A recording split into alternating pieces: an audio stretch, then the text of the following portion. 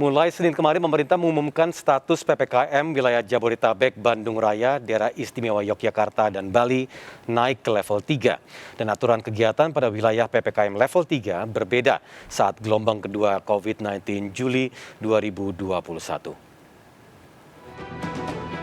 Dalam 24 jam terakhir, kasus baru positif COVID-19 di Indonesia bertambah 26.121 kasus. RSDC Wisma Atlet Kemayoran Jakarta Pusat ramai kedatangan pasien COVID-19. Jakarta menjadi provinsi tertinggi penyebaran kasus COVID-19.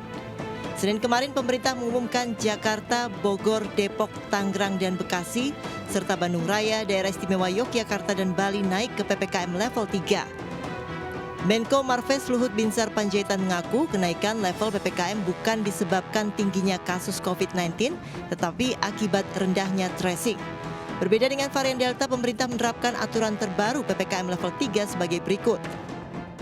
Supermarket beroperasi hingga pukul 21 dengan kapasitas maksimal pengunjung 60%. Sedangkan pasar rakyat beroperasi hingga pukul 20 dengan kapasitas maksimal 60%. Sementara mal buka hingga pukul 21 dengan kapasitas maksimal 60% pengunjung.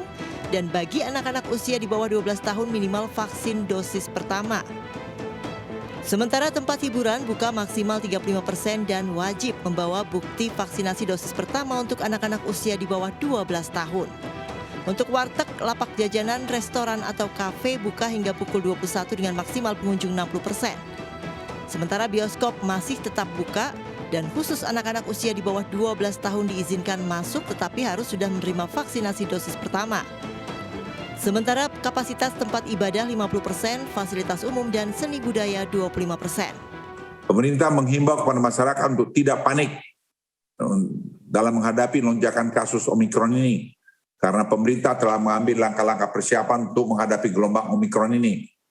Masyarakat tetap saja beraktivitas seperti biasa, saya ulangi seperti biasa sesuai dengan aturan prokes dan ketentuan PPKM. Jadi kalau kita patuh pada itu semua, tidak ada yang perlu dikhawatirkan.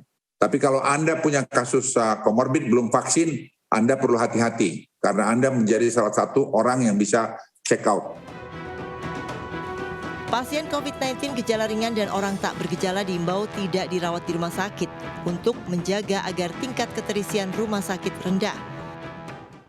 Bahwa yang meninggal 356 karena COVID sejak 21 Januari, itu 69% belum vaksin lengkap atau belum divaksin sama sekali. Kemudian dari 58 orang yang sekarang masih dirawat di rumah sakit dengan kondisi berat dan kritis menggunakan ventilator, itu 60% belum vaksin lengkap atau vaksin sama sekali. Kemenkes akan memperluas cakupan layanan telemedicine bagi pasien COVID-19 yang isolasi mandiri di wilayah Bandung Raya, Semarang Raya, Solo Raya, Yogyakarta, Malang Raya, dan Denpasar. Tim Liputan iNews melaporkan.